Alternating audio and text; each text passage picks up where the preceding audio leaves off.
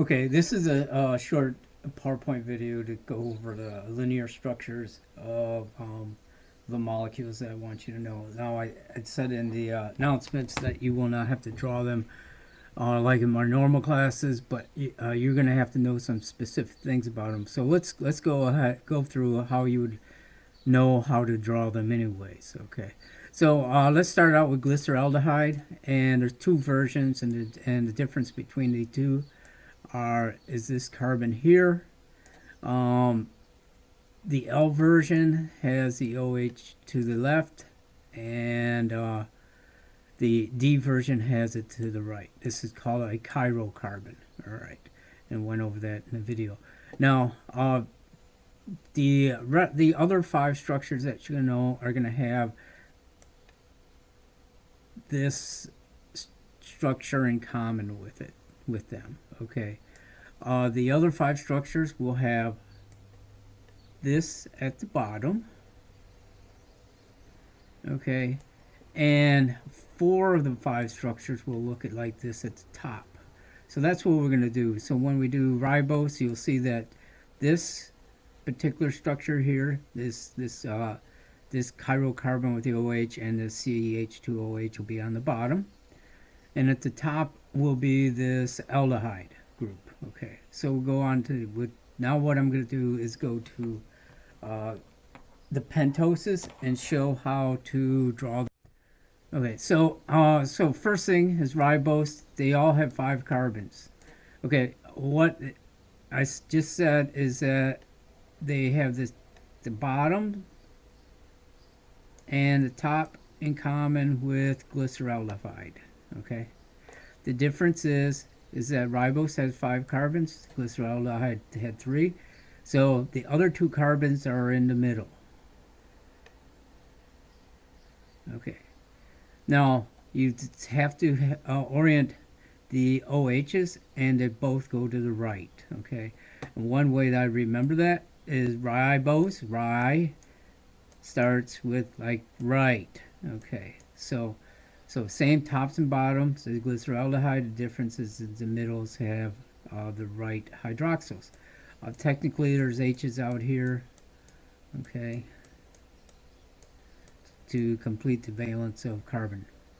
All right, the next guy, deoxyribose, is exactly like ribose. So if you were to draw ribose, this whole structure here, the only difference is that you're going to take away this O here, and you'll have an H instead. So it's missing an oxy. So that's why it's called deoxy.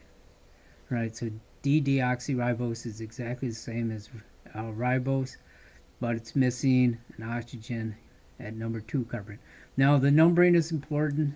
You number from the top down. So 1, the carbons, it's carbon 1, number 1, carbon number 2, carbon number 3, carbon number 4, carbon number 5. Same thing over here. Okay, and if you notice, it's that this guy here has the exact same top and bottom is glyceraldehyde.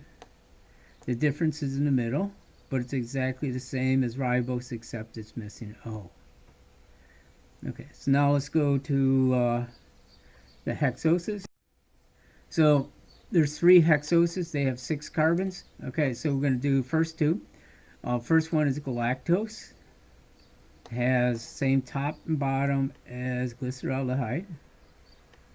Okay, the difference is it has 3 carbons in the middle. Okay, now what you just have to do is determine which way the OHs come off of those carbons. One way to do that is use a little mnemonic type thing. So right, left, left, or run, little leopard. RLL, run, right, left, left, run, little leopard. So the middle is the difference here. So if you notice, it's the same as glyceraldehyde at the top and bottom. The difference is it's got a run little leopard in the middle. Okay, now let's go to glucose. Okay, glucose, again, same thing as glyceraldehyde at the top and at the bottom. Okay, now it's almost exactly like lactose, but what happens is instead of having the lizard down here, it has a rabbit. Okay, it's run little rabbit, run right, left, right. Okay. Right now, number of the carbons is important again. This is carbon number 1, carbon number 2, 3, 4, 5, 6. Same thing here. All right, now finally, fructose is going to be a little bit different at the top. Okay, it has the same bottom as everything else. That's because this carbon here is the thing that makes it a D. It has a right, left, right, like glucose, but instead of an OH here, it has the carbonyl, and at the top it has an OH. So in a sense, the fructose has swapped the OH for the O here. Okay, so so if you notice, it's still run little leopard, but instead of having an OH over here, it's carbonyl, and at the top it has an OH. So that's it. So the way I remember this is I draw glucose, okay, then I basically swap these two guys.